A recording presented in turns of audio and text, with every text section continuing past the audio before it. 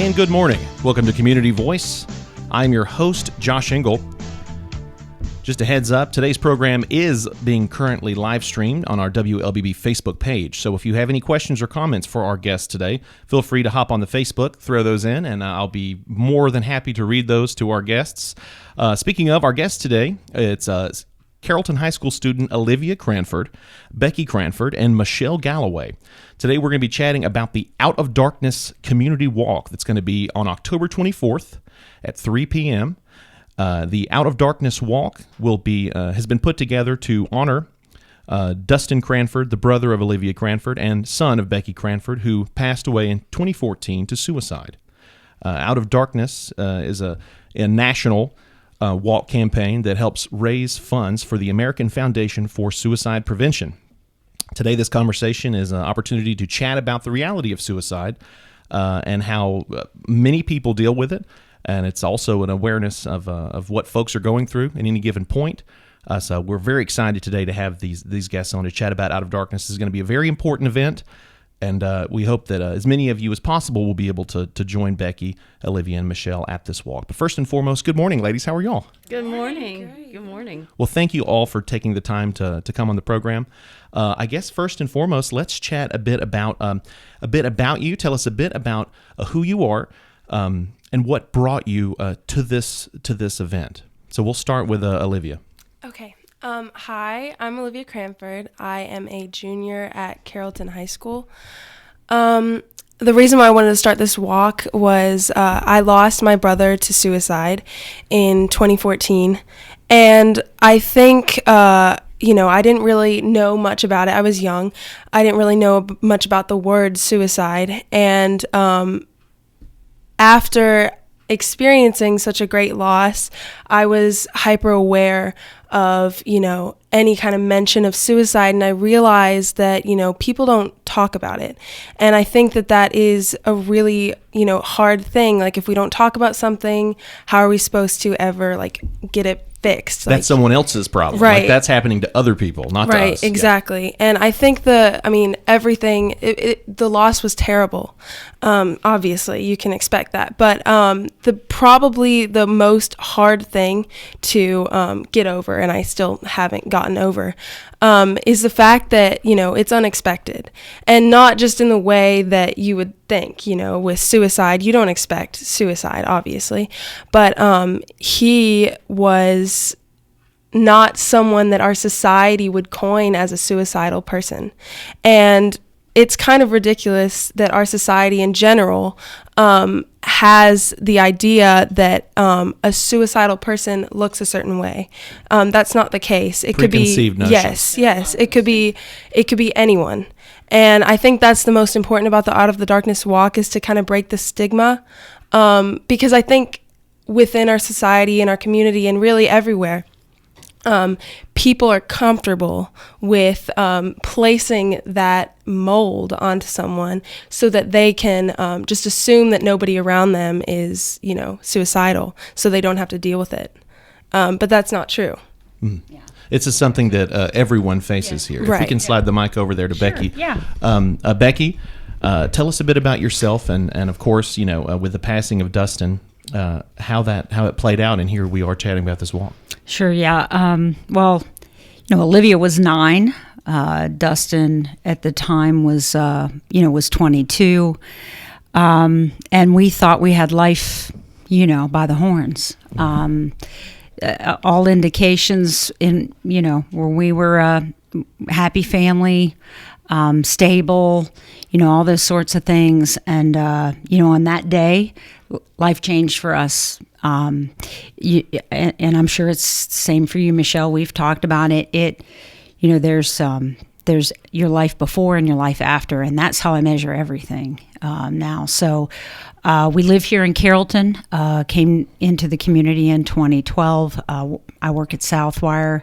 Livy goes to school here locally. We have been overwhelmed with support from the community since it's happened, certainly, and throughout all of this, and we find ourselves. So the walk really for us was a way to channel, I think, all of the all that you go through as you heal, and to find a positive outlet for that. And to be able to find a way to help other families from going through what we went through. So that's a really important part of what we're trying to do. Of course. And as Olivia very beautifully said earlier, folks who lose their life to suicide, they're not what you would expect all the time. What was Dustin like? You want to talk to that one? You describe him. He was happy, or he seemed so. He was popular in high school. He was on homecoming court all 4 years. He was, he played football. He went into the military. He had so many friends and so many people that cared about him. And he seemed good.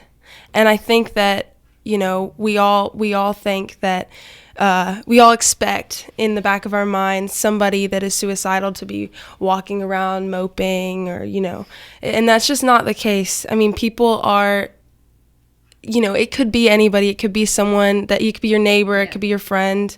It's not something that can be placed as a certain person. And what a great reminder, an important reminder to be conscientious of what other people are going through. Because as you say, I mean, it's when life seems to be in control and everything seems to be fine.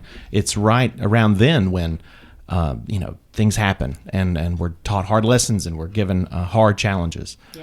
So, I mean, I can't imagine. And I would just add to that, to your point, that, it's different for everyone. And some people do have observable challenges or concerns. But I also think that for the stigma reasons and all the things that we've talked about, people get really good at hiding it. Dustin was, he was going to college. He was in the Marine Corps Reserves. He had a full psych evaluation just a month before it happened and came out with flying colors.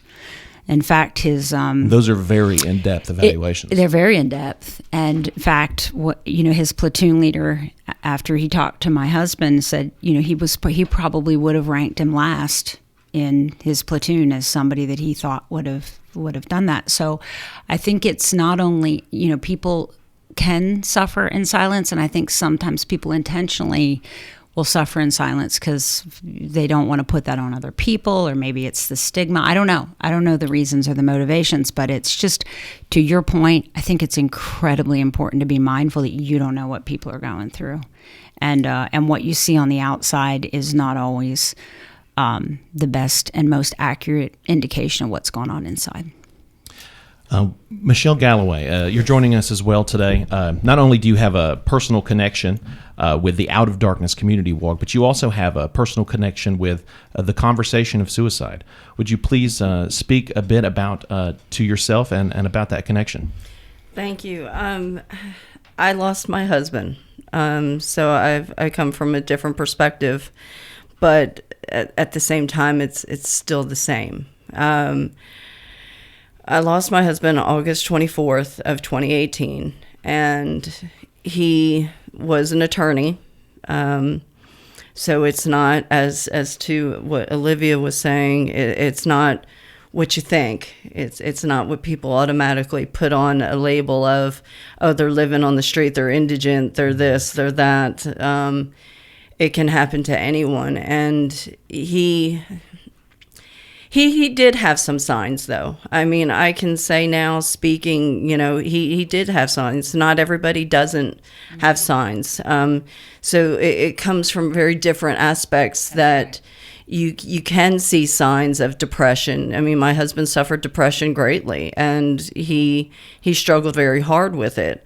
But never did I expect him to take his own life. I was the one that found him, and which made it hard after he put a 12 gauge in his mouth. And that's not something you want to tell people, but I'm very transparent, and I need people to know it's hard, because when you get left behind, you need that support too. And Out of the Darkness Walk is not just support for those who are suffering with with suicidal thoughts and ideations. It's for the families left behind, and the friends left behind, and the siblings left behind, and the children left behind, and everyone's represented there. And I absolutely love what they've done for me. I never heard of them, and somebody broke out and told me a little bit about them, and they gave me their web address, and I just, for me, what I needed was help understanding, and still now 3 years later, I still don't understand. I'll never understand, but it's given me, some clarity to what things are my fault, what things are not my fault. I blamed myself that I didn't see those signs, that I should have seen things that weren't so apparent. It's like anybody else's bad day. My husband used humor. Humor was his go-to. I mean, the sadder he was, the funnier he got. Like a defense mechanism. Absolutely. And it reminds me, I hate to use him, but Robin Williams. Mm-hmm. My husband was a Robin Williams, in my opinion. He would use humor and to deflect and to not get you to think he was that bad. And I'd be like, "You okay?" Oh, come on. And he would use some humorous statement, about, he's like, I got this. And meanwhile, when I left him that morning, it was as simple as, he was like, the weird thing was, he said, "Come here and kiss me." And usually he'd be lazy and lay there and make me bend down. But that morning he got up and he stood up and he kissed me and he hugged me. And I didn't know that was going to be the last kiss and the last hug that I was ever going to have from him. Yeah. And so everybody leaves people differently, and I got a very, very, very short note. It wasn't, it's no biography that you get. Some people don't get notes. Mm-hmm. And some people say, or is it better to get a note, better not to get a note? I don't know. I got one. I don't feel any better, sure. And some people don't have notes. And so it's such a struggle to understand and to really, understand what's happening and why it's happening to you. And you feel very alone. Mm-hmm. And I think that's the biggest thing in the beginning is you feel very alone, that no one understands. And this walk for me is everybody should walk, not just those affected. I mean, everyone should walk, because you don't know when you're the next person. You just don't know. And I know for me, it's saved my life in so many ways. This walk has been a dream for me. So I miss Alec. It's changed everything. Now everything's my responsibility. It's changed my life in every way possible. The way I eat, the way I sleep, the way everything I do is now different, because I don't have my partner. My partner's now gone.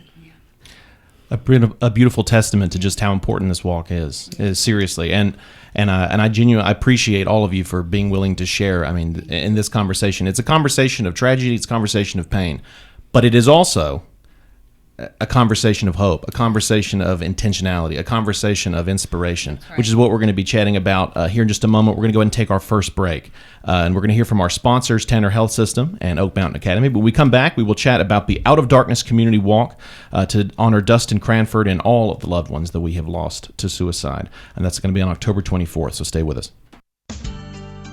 Health is a journey. It's making better choices, even when it's not easy. It's taking care of yourself and the people you love. At Tanner Health System, we're there for you with every step, with primary care, heart care, cancer care, women's care, orthopedics, surgical services, and so much more. We're dedicated to helping you live and feel your best. So let's get on that journey to health. You've got places to be for many years to come. Find us at tanner.org. At Oak Mountain Academy, our academic excellence shines through innovation and a personalized educational experience. Our pre-K 3 through 12th grade environment offers a family-oriented atmosphere. We are an independent school with faith-based values and an Academy Honor Code. Our academic standards prepare our students for college and beyond. I'm Patrick Duran, headmaster, inviting you to visit us on the mountain or at oakmountain.us. Come see how our warriors are creating legacies.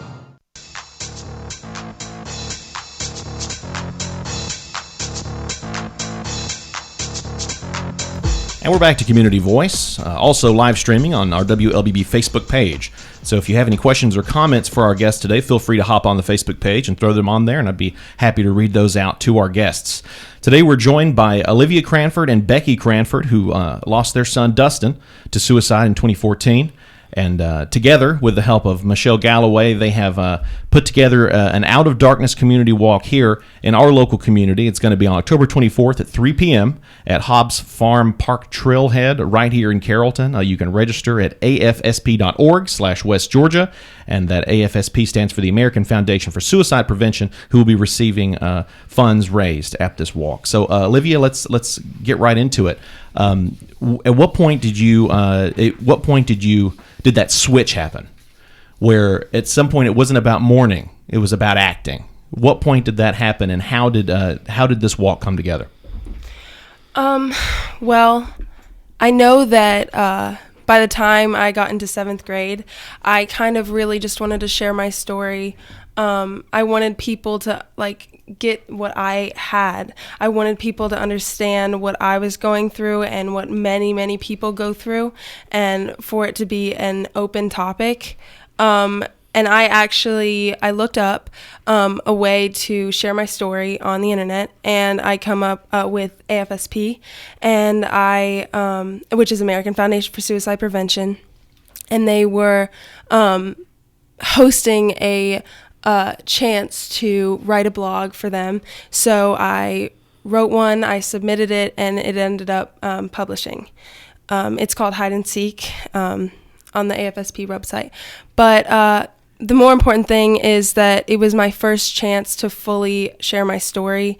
And, I don't know how many people read it, and it really didn't matter to me.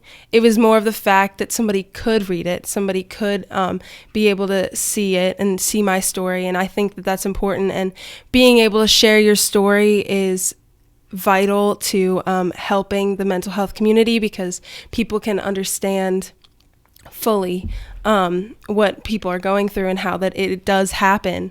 We don't talk about it, and it needs to be talked about. And not to mention, I bet it is also instrumental in your own self-healing. Right. Which is important. I think that, a lot of times when we chat about suicide and we chat about mental health, people forget, they're selfless and they're trying to focus on others. But, it's okay that, you hurt and that you have things you need to work through and work out. And I love that you took this opportunity to put that on the internet, put that out into the world so they could read it. So how did the walk come together? Well, ever since I was kind of off and on in contact with AFSP, and I was on their website, me and my mom was, and we just came across these Out of the Darkness walks, and we wanted to go to one originally, but then COVID hit. And then we started getting the idea that we should actually make one. I mean, it's possible, and there's nothing stopping us from doing that. And I think it'd be a great thing in our community, and I've never seen something in that way happen in our community recently. So these are walks that they go on across the country. Yes. And this has been an ongoing thing. Michelle here, you had gone to a walk before. Yes, I went in 2019. Why are these walks so important? Oh, I can only tell you when you're walking, you get there. One of the things that I saw that I absolutely fell in love with was a memory board. And you can bring pictures, and I encourage people, bring pictures, bring obituaries, we're going to have, I believe, what do you call it? Sticky notes. Yeah. Sticky notes. So in case you forget something, you can write a little note to your loved ones, and you can put it on this board. And for me, that was very cathartic. Because on top of that board was the picture of my husband, and it says, "Stop the stigma." And I needed that so bad. it was just something. When you're there, you're with people that, there's an unspoken bond that that every single person that's there knows how you feel. They know, they feel it. They give you beads, and the beads are handed out based on who you lost. If you've even attempted suicide, we want you there. We want anybody, military, we have, spouses, children, siblings, parents, you have them all. And so people look at you and they can kind of tell without even speaking a word what you've lost, what you've gained. And being there is a sense of peace, and it brings a little bit of joy. I mean, we have music playing. It's not this. You're not walking into another funeral. Yeah, it's not a funeral march. It's not somber. No, it's about hope. It's about life. It's about living and living again. Because I'll tell you, when they die, you die too. There's a part of you that dies, and you have to learn how to start to live again. I always thought of it akin to it's like if you have a garden. And a part of that garden dies, and you have this bare piece of land. It takes time, but you can cultivate that soil to bloom again, to grow flowers. It'll never be the same, but it can be beautiful in its own way. And it's a new life, and with that new life comes with that walk. And while you're walking, you hold pictures of your loved ones and things like that. So it's whatever you want it to be. Yes. Let me make that clear. It's whatever makes and brings you joy and brings you comfort. Becky, the walk. Well, first and foremost, I feel like this might be an emotional question, but how proud are you of Olivia that she took that initiative? Yeah, her dad and I are super proud. Yeah, when she was. Maybe it was 6th or 7th grade, I got a call one day from the principal at the school she was attending, and I said, hey, has Olivia talked to you about coming to see us? And I said, no. And she said, well, she came to ask us today if she could talk to all the kids at the school about suicide prevention. And, she hadn't told us she was doing it, and they were basically calling us for permission. I said, yeah, that would be fine. And they set her up to do some sessions with the classes there, the senior classes at the school at that time. And, to your point, it was a proud moment, but it was also I guess for us, just a feeling of maybe she's going to be okay. She's found an outlet. She's found a way to channel this into something that can be positive. Because to Michelle's point and to Livy's and to your original question, you spend so much time mired in it. And it really is, for a period of time in your life, everything you can think about. It's just this churn that goes on, the what ifs and the whys and what it does to you, so that when you do come up out of it, and you're never the same. To your point, it's different, but there is a point, and that is the message of hope. I think it's different for everyone. I think the timing is different. There's no right or wrong.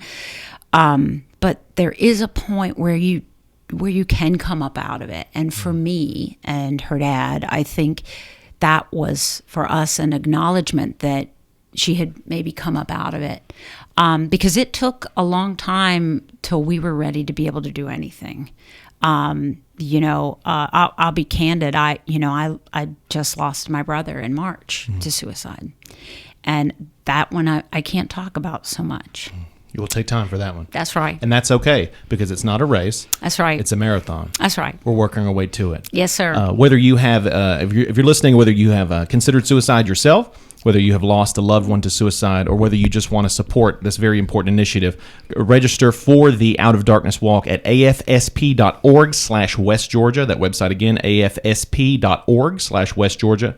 And sign up for the West Georgia Out of Darkness Walk. It's going to be going on Sunday, October 24th. at 3 p.m. We need to go ahead and take our second break and hear from our sponsors. When we come back, we'll wrap up our conversation with the Cranfords and Ms. Galloway as we chat about the Out of Darkness Community Walk. So stay with us. Health is a journey. It's making better choices, even when it's not easy. It's taking care of yourself and the people you love. At Tanner Health System, we're there for you with every step, with primary care, heart care, cancer care, women's care, orthopedics, surgical services, and so much more. We're dedicated to helping you live and feel your best. So let's get on that journey to health. You've got places to be for many years to come.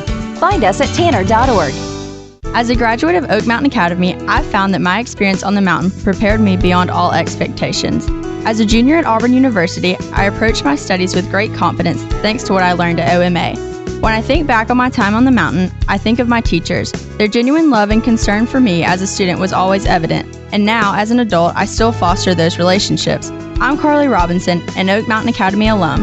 Visit oakmountain.us to see how you can offer your child an amazing opportunity to be a warrior.